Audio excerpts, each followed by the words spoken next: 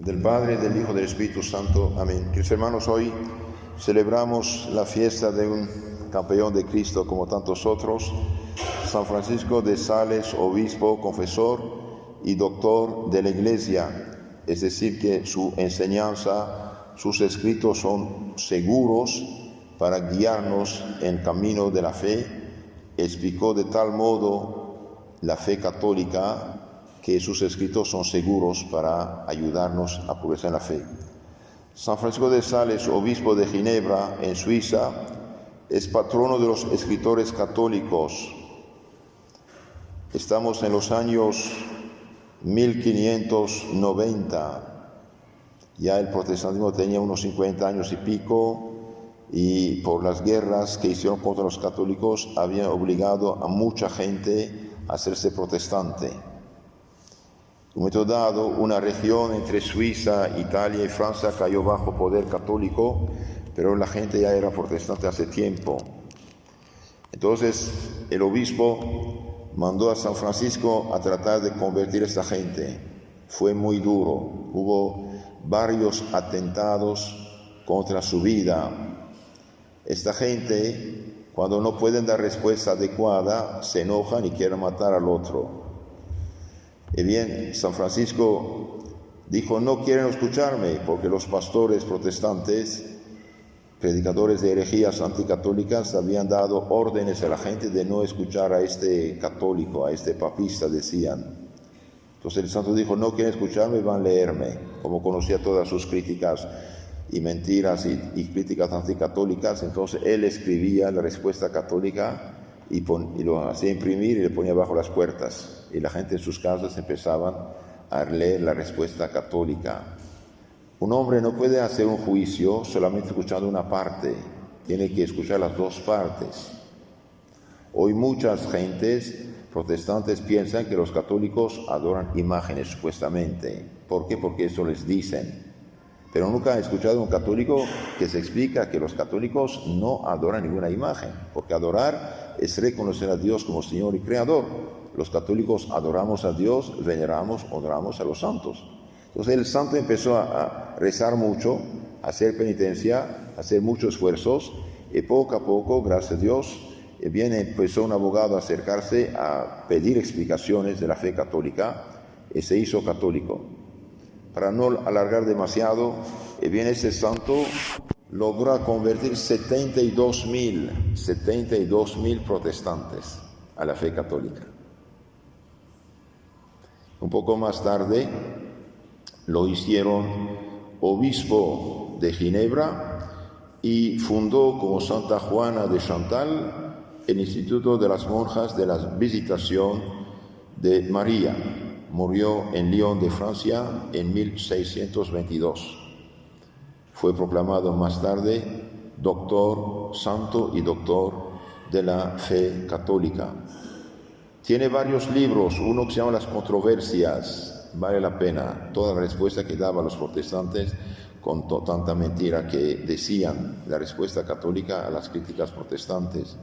Otro es de espiritualidad, la introducción a la vida devota, nos enseña cómo vivir nuestra fe cristiana, cómo vivir la espiritualidad católica. Este santo decía que el grado supremo de la caridad cristiana es preocuparse por la salvación del prójimo. El gran grado supremo de la caridad es preocuparse por la salvación del prójimo. Y se tenía razón. Hoy, por desgracia, el diablo logró unos puntos positivos contra los católicos. Muchos católicos piensan o pensaban hace unas décadas que lo que cuenta es justicia social. Y bien, lo que cuenta es salvar las almas. Porque Cristo murió en la cruz para salvar las almas y no hacer justicia social. ¿Por qué?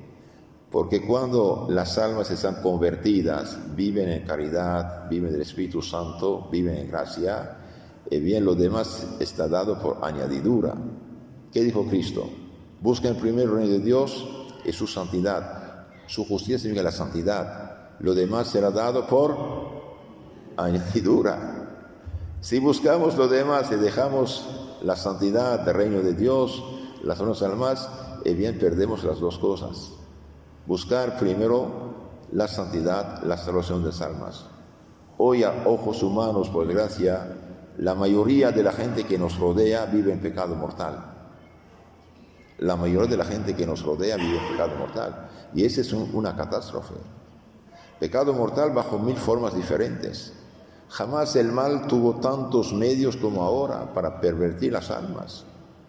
Ahora los demonios están desempleados, ya no tienen que trabajar. ¿Por qué? Y porque la gente con esos aparatos y con este veneno de la impureza, de la pornografía, llegan a donde quiera. La gente se deja capturar. Pidamos a Dios que nos mande otros Francisco de Sales, a la vez para que se preocupen de la salvación de las almas y a la vez también que recuperen esas almas perdidas con el falso evangelio. Todos los que dicen hoy cristianos, evangélicos y pentecostales y Espíritu Santo y aleluya, y bien es falso todo esto, es falso.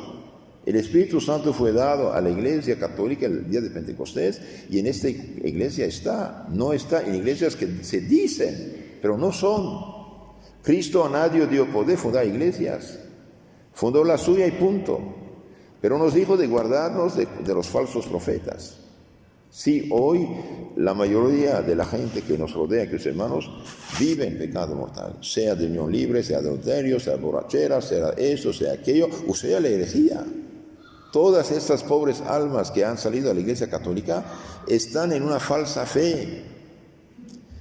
Se dicen cristianos, se dicen evangélicos y contradicen el Evangelio. No tienen nada. Ni siquiera vale su bautismo. ¿Por qué? Porque ya no hacen lo que hace la Iglesia Católica.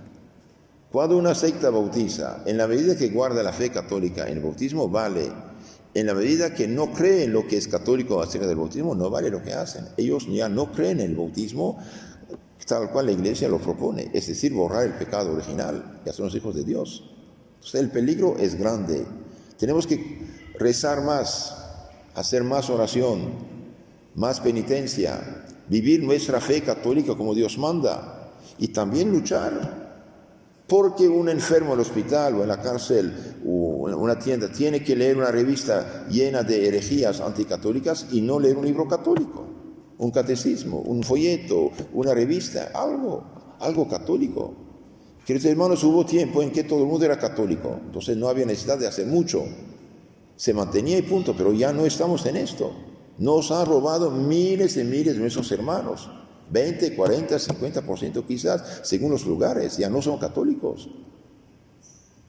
El mayor pecado que puede hacer un católico es hacerse hereje. La herejía es corrupción de la fe. San Pablo amenaza que no irán al cielo ni los borrachos, ni los fornicarios, ni los adúlteros, ni los homosexuales, ni los rapaces, ni los maldicientes, si no se convierten.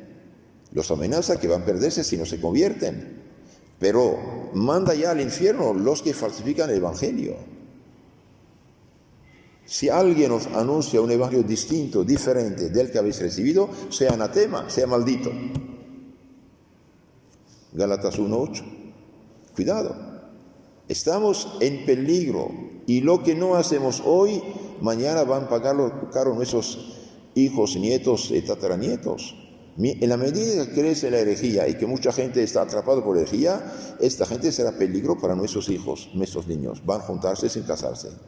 Vamos a tener nietos sin bautismo, sin nada. Entonces, el grado supremo de la caridad cristiana es preocuparse de la salvación del prójimo. Este santo sí arriesgó su vida, pero Dios bendijo su obra. Y no ha caído en la trampa de decir todos hermanos no hay problema. Eso es una mentira.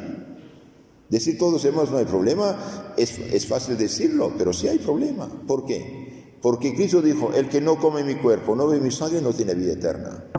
Esta gente no tiene sacerdocio, no tiene misa, no tiene quien sea apto de consagrar el cuerpo de Cristo, por lo tanto no tiene cuerpo de Cristo y por lo tanto no tiene vida eterna. Es un problema grave para ellos y nosotros si los amamos tenemos que decírselo.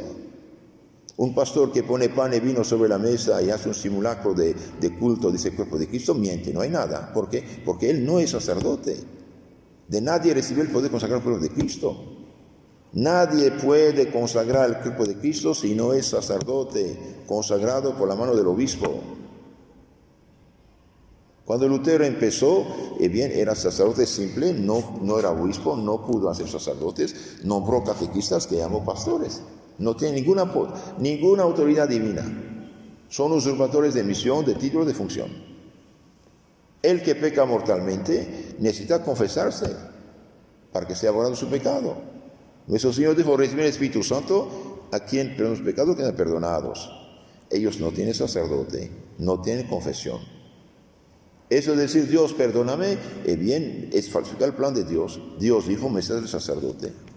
Recibe el Espíritu Santo, a quien los pecados quedan perdonados. San Juan 20, 23. Entonces, el peligro es grande. Pero nos han como vacunado, nos han dormido, nos han dado una inyección que paraliza. Todos hermanos, aleluya. Ojalá, pero no es verdad. No es verdad. Para ser hermanos hace falta ser hijos del mismo padre y de misma madre, ¿sí o no? Rechazan nuestra fe, rechazan nuestra madre, la Virgen María, rechazan nuestra iglesia. ¿En qué somos madre? Ya San Cipriano, en los años 250, había dicho, no tiene a Dios por padre el que no tiene la iglesia por madre.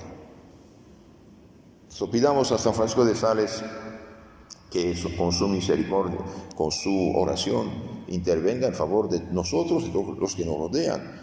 La oración de la misa dice, oh Dios, que quisiste que tu santo confesor y pontífice Francisco se hiciese todo a todos para la salvación de las almas, concédenos benigno que llenos de la dulzura de caridad, por sus consejos y méritos, consigamos los gozos eternos.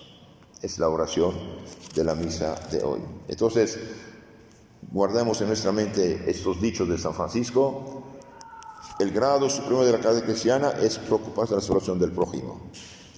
Y dijo, se pescan más moscas con una cucharita de miel que en un barril de hiel de vinagre. De ahí la dulzura. Ese santo era muy enojón de naturaleza y trabajó tanto que logró hacer el santo de la amabilidad cristiana.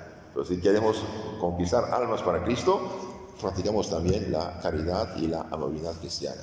Ave María Purísima. Del Padre, del Hijo y del Espíritu Santo. Amén.